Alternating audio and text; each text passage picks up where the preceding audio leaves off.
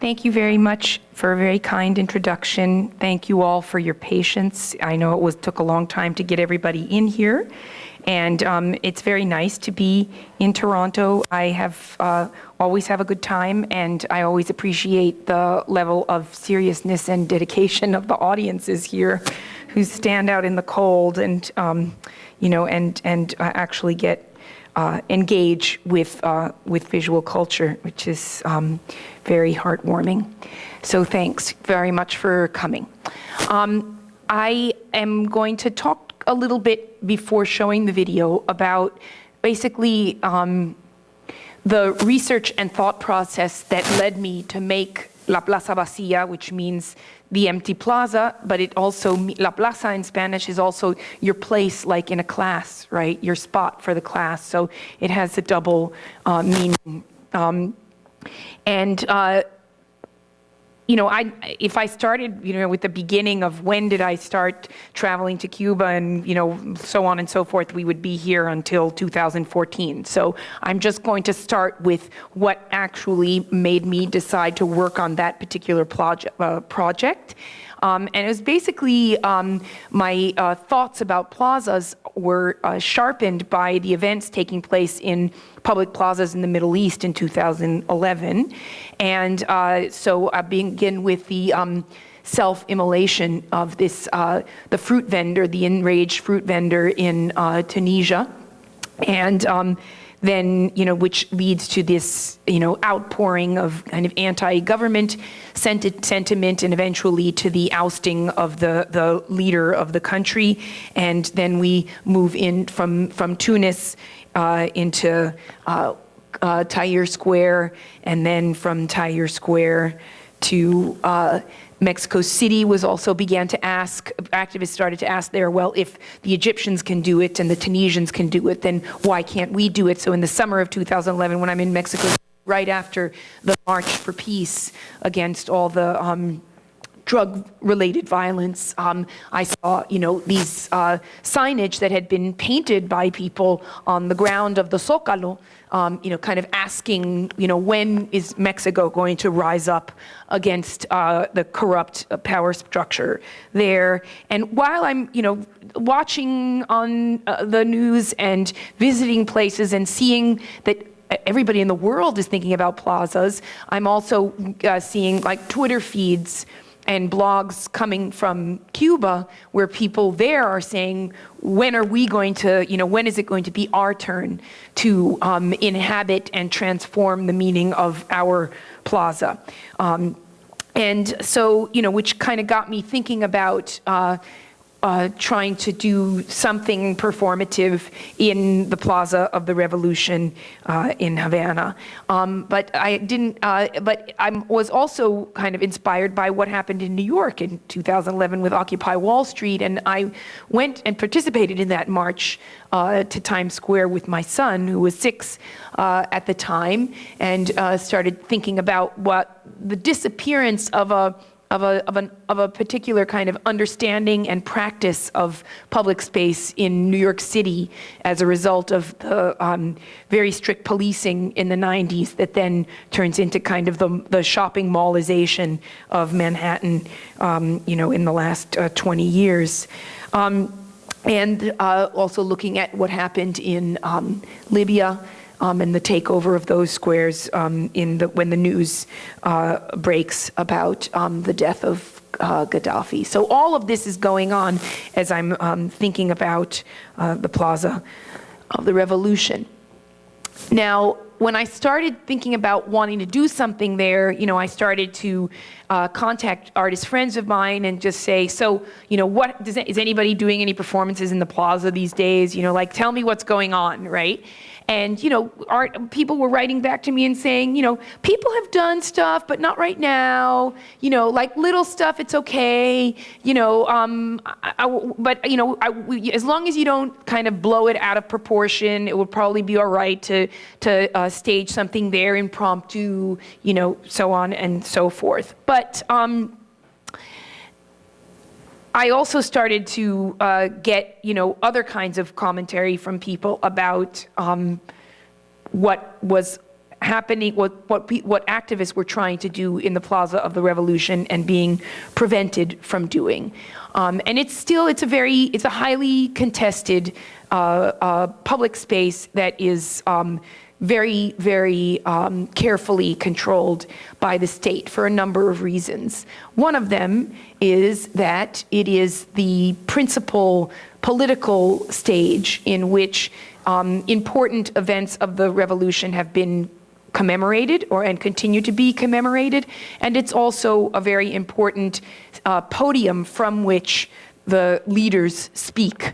So it's, under 24-hour guard. The buildings around the Plaza of the Revolution are the principal ministries. When Fidel was still in office, his office was there, or one of his offices was there. And until the 90s, I was told by many of my colleagues in Cuba, you really couldn't go there unless you were called upon by the state to be, basically marshaled as a body to represent the masses for specific events.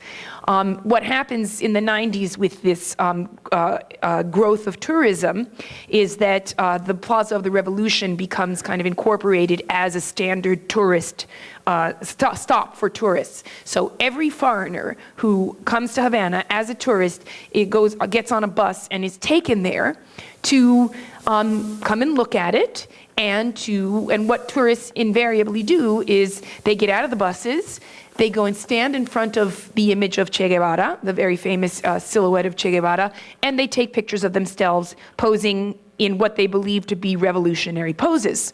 So if you go on Google, and you can see lots of Flickr and Tumblr pictures of tourists from all over the world going like this and going like this and going like this with Che, and just basically kind of clowning around in front of Che Guevara.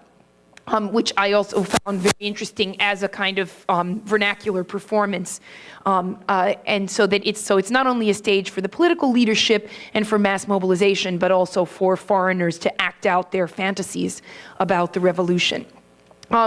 So, I'm kind of studying all this stuff, and then seeing that there's in addition to those tourists, that every foreign dignitary who comes to Cuba is taken for a perfunctory visit to the plaza, and they usually have to leave a wreath of flowers by the statue of Jose Marti, or, and have like a military marching band come out and sing and perform a few tunes, and then they'll salute, and then they, get back in their cavalcade of limousines and take off. So, I actually witnessed this happening 3 or 4 times while I was shooting, that that somebody would show up from somewhere and they'd go and, be there and be received by some member, low-ranking level member of the leadership. And they go and do their little performance. You can't see the statue of Jose Marti because it's the opposite side, but the opposite from this view is the view of the obelisk and the giant marble statue of Marti, which you'll see in the video. So, but the rest of the time, the plaza is empty.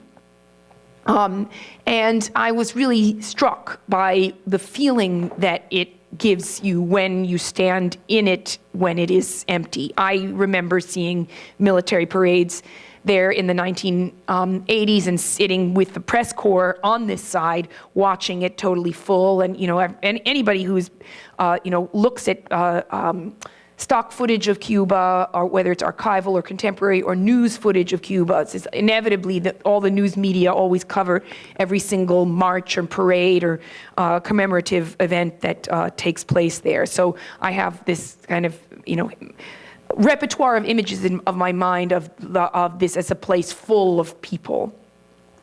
So, and like this was the Plaza of the Revolution when I was a child, and it morphs as like the images that are on the buildings change in the early years. The silhouette of Che that's now identified with it doesn't come until after his death.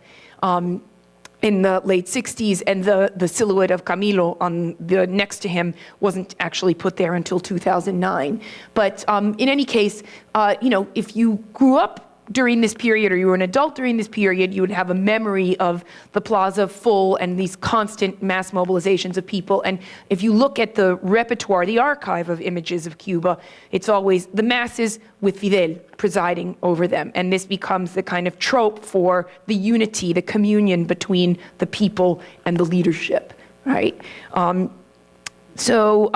it's also, get a kick out of when I look at this kind of archival imagery of this kind of the phallic nature of the celebrations, you know, whether it's giant pencils to represent the literacy campaign or, you know, military regalia with these kind of torpedo things coming out of the trucks. But it's a very kind of phallic display of prowess and power over and over and over again. And even in the present, you know, there's a constant kind of mobilization of people through the plaza as a demonstration of the acceptance of the power structure, right? So it is a very specific kind of theatrical space, a political theater space, and it plays a very particular role for the revolution and as kind of visualization of power. I think that because of that history, and also because of the control of the space, and the control of public access to the space, it has become a highly contested space in the virtual sphere where activists and dissidents want to kind of recast the plaza, to give it a different meaning, to fill it with a different kind of significance, to suggest that some other activity should begin to take place there, right? And this is a kind of digital manipulation of the Che silhouette that was produced in 2011 on the first anniversary of the death of a political prisoner, Orlando Zapata Tamayo, who died on a hunger strike.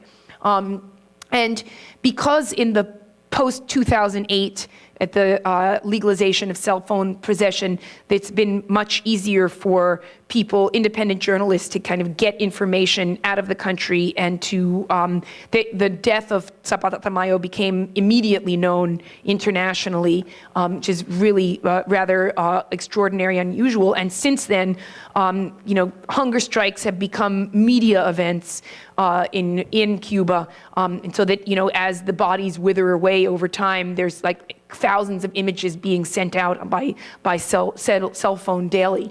So everybody knows what Zapata Tamayo, everybody who follows Cuba knows who this man is. And this was made by some artist who's not going to identify himself to commemorate his death.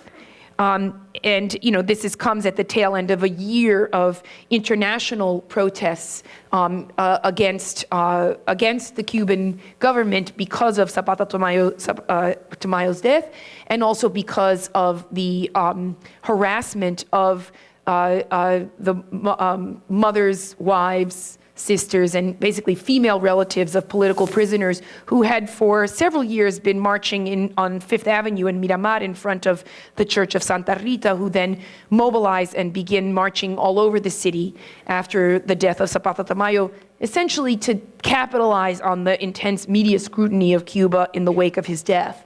And one of the things that they tried to do was to go, and a lot of the information about this is disseminated by the blogger extraordinaire from Cuba, Yoani Sanchez, and her kind of culture of blogging that she's helped to distribute and disseminate on the island. But the mothers, one of the things that they have tried to do is to take their marches into the Plaza of the Revolution. And they have never succeeded in being able to move through there as a political act. When they did try in 2008, they were quickly kind of dragged away by people representing, they're not always in uniform, but they definitely represent the interests of the state. So one of the things that happened in response to both the death of Zapata Tamayo and the treatment of the ladies in white was when the singer Juanes was invited to give a concert in the Plaza of the Revolution. He dressed and his whole team dressed in white in support of the dissidents who also dress in white. So they, in a sense, he kind of performed the desire of others who could not be in the plaza to represent their opposition to the state. Now, right before, so I'm ready to go in 2011, that was when I went to shoot, was in 2011. And just before I arrived, this news story hits my email box about dissidents who get sentences of 3 to 5 years for having distributed leaflets in the Plaza of the Revolution. And I had, already a suitcase with me. I was in Mexico ready to take the plane, and I had a suitcase with props to do all kinds of performances in the Plaza. I had gotten all these friends ready, and then I was like, you know what? I really don't feel like getting my friends arrested. I think I'm going to leave the props in Mexico at a friend's house, and I'm going to rethink what we're going to do here. So I did kind of rethink it, the project, and trim down who I was working with and what I was going to be able to do. Now, how is it that people who distribute leaflets could run into problems? Is that there is a section of the Cuban Penal Code that refers to, it's translated in English as social dangerousness. And social dangerousness, as you can see, is defined by the state. You could be drunk, you could be on drugs, you could be this and that. I mean, it's pretty broad, but when it comes to defining performative and political activity, the category that matters the most is antisocial conduct, right? And because antisocial conduct is very vague, it's defined very broadly here, and it's basically in the eye of the beholder to determine what antisocial conduct is, right? Anything that you could do with speech or with your body could be interpreted by somebody acting on behalf of the state as antisocial conduct. And not only is it not only is it that anybody representing the state's interests can decide what is antisocial, but what is determined to be antisocial can be a signal of something that might happen in the future. Right? So you don't have to be breaking the law when you're being antisocial. You have to be giving an indication that at some point in the future, you may commit an act that might be interpreted as criminal. And this is very important because it's, in law, in legal theory, it's very difficult to arrest somebody for something that they might do. You're supposed to arrest people for what they do, not what they might do. So, but essentially what this gives is license to the state to label people as criminal before the fact, right? And this code has been mobilized at several points to essentially cast doubt on sectors of the population that are undesirable for one reason or another. So it could be the way you dress could be considered a sign of antisocial conduct. The music that you listen to could be considered. The people that you socialize with could be an indication of antisocial conduct. And in fact, you can be labeled antisocial if you are found to be associated with people who are also antisocial. So all of this basically means that if you move into the Plaza of the Revolution, anybody there can decide that your presence there is antisocial, and therefore you are socially dangerous, and therefore you should be removed. Okay, so what happens to you when you're labeled socially dangerous? You might have to have therapy against your will. You might have to be re-educated, which means that you might have to go to a labor camp or a kind of, boarding school that you didn't choose to be in, and where you have to recite things that you may not necessarily like for many hours a day. Or you might be put under surveillance, which in the case of intellectuals is usually the course of action these days. And, once upon a time, people didn't want to talk about being surveyed because they didn't want anybody else to know that they were antisocial. These days, there are singers and writers who have posted videos on YouTube from Havana where they go, like Gorky, the singer, and they come on and they go, "Hi, my name is Gorky Aguila. I'm a singer from Porno para Ricardo, and I'm going to show you where the surveillance cameras are that are pointed at my apartment. And then the camera turns, and he goes out to the balcony, and he points to the camera, and then he points down to the street. And you see that car? That's a security agent's car, and that's been parked here all day. So there are quite a few videos of like this online these days. It's a very which is a sign of a very different kind of political climate in the country. But that is kind of the MO. Okay, so let's go back. I want to just move back in time because I don't want to focus exclusively on the Plaza. The Plaza of the Revolution is not the only place where if you go and do things, you could be labeled socially dangerous. And being labeled socially dangerous isn't exclusively the experience of people who openly define themselves as activists or as oppositional to the state. It also applies to some artists who, for one reason or another, at one time or another, have been determined to be socially dangerous and undesirable to the state. As I wanted to just give you a couple of important instances of this from the visual arts realm, was the case of Angel Delgado, who in 1990 did a performance in a gallery that he announced in advance, in which he went into the gallery, as you can see in the picture on the left, put a page from the newspaper Granma, the Communist Party daily, on the ground and defecated as a performance.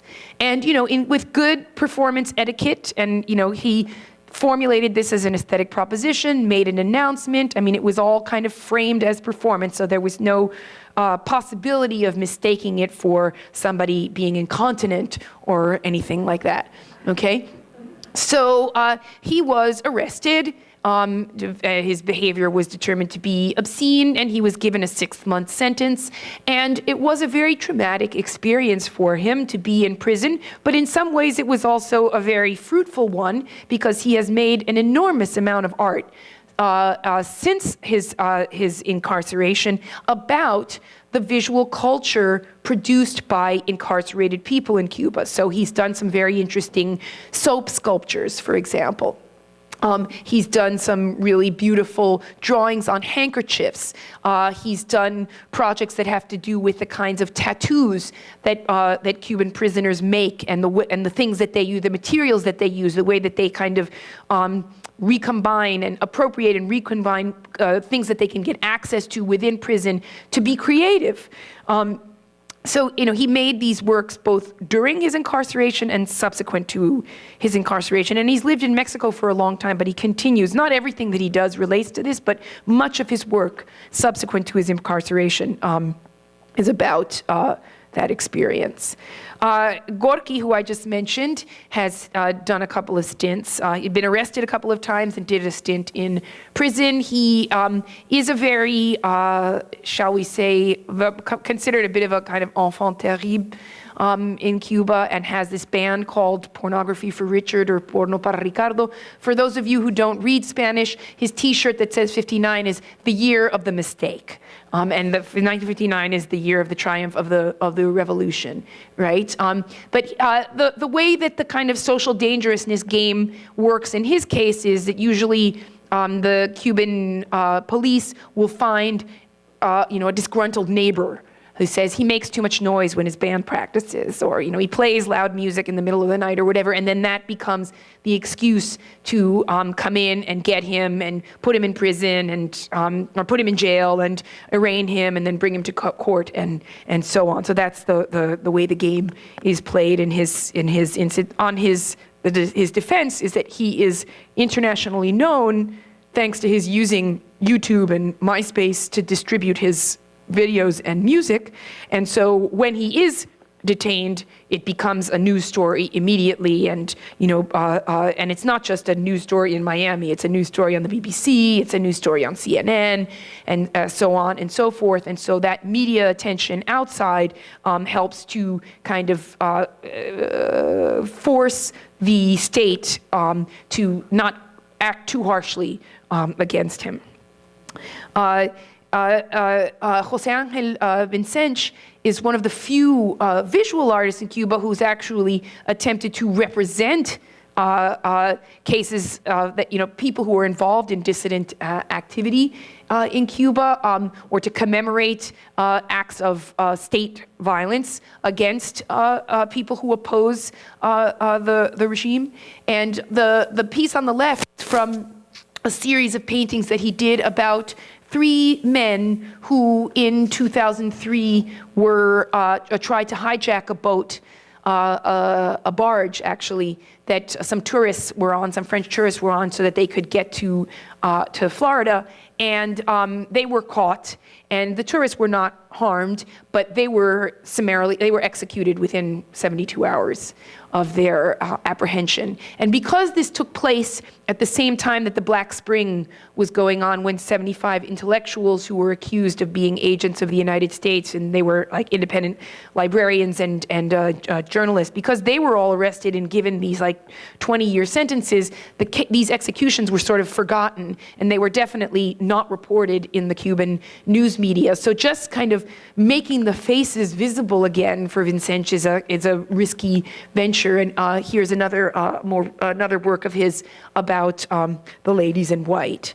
This collective, Omni Zona Franca, they've been working since the mid-90s and only recently have kind of occasionally been sort of recognized by state cultural institutions and been able to present their work in the context of state-sponsored events. But for most of their careers, they've been doing work in public spaces, appropriating public spaces for their poetry festivals, for their performance festivals, and for their street actions, and have run into problems with the authorities on many occasions. Most recently, it's because there are more and more of these incursions by independent groups into public space, more and more attempts to appropriate public space for cultural activity that isn't sanctioned by the state.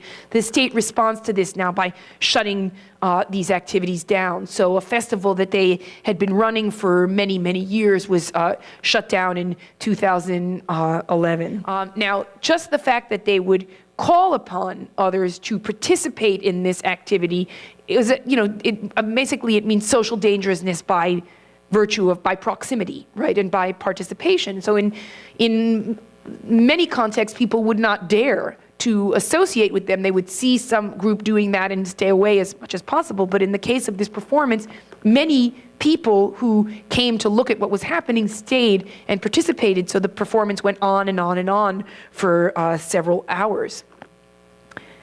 El Sexto is known as a graffiti artist. He's been detained several times because of his political graffiti, and since the death of Zapata Tomayo, has been tattooing himself with the faces of human rights activists who have died. And he's been detained for doing this and for making his actions known via internet. And he and Gorky were detained together in 2012, in February of 2012. I saw a news report recently saying that there were over 3,000 detentions in the last year, that some human rights activists are saying that this has become kind of the favored form of control of oppositional activity rather than long-term sentences, because the political prisoners who are in jail for a long time get a lot of media attention because of the length of their detentions. So as a way to deter others from engaging in oppositional activity, now there are these shorter-term detentions that could last from 24 hours up to Antonio Rodiles was held in jail for 20 days this last fall. And then recently, this was sent to me by this Venezuelan artist who did do a performance in the Plaza of the Revolution. Being a foreigner helps. So he goes to the Plaza. He's wearing a T-shirt that says, Huelga de performance strike, right? And he lies down in the middle of the plaza like this. And immediately this sets off the police, right, who come and like, what are you doing, right? You're not a tourist. Tourists don't lie down on the ground in the Plaza of the Revolution. They stand there and, wave their hands at Che. So who are you, right? So he sent out this story after he did the piece with the photos, and that he did this performance, and that the special police detain him, and then they ask him, what does police strike, what does a performance strike mean? And they were kind of like, unfortunately, the guys who do the work of being the police are not necessarily people who have studied a lot of art history. So they were kind of like, they didn't really get it. And at first they were like, so do you have a problem with theater? Like, are you trying to do, because the National Theater of Cuba is right near the Plaza. So they thought he wanted to protest something about the theater near the Plaza.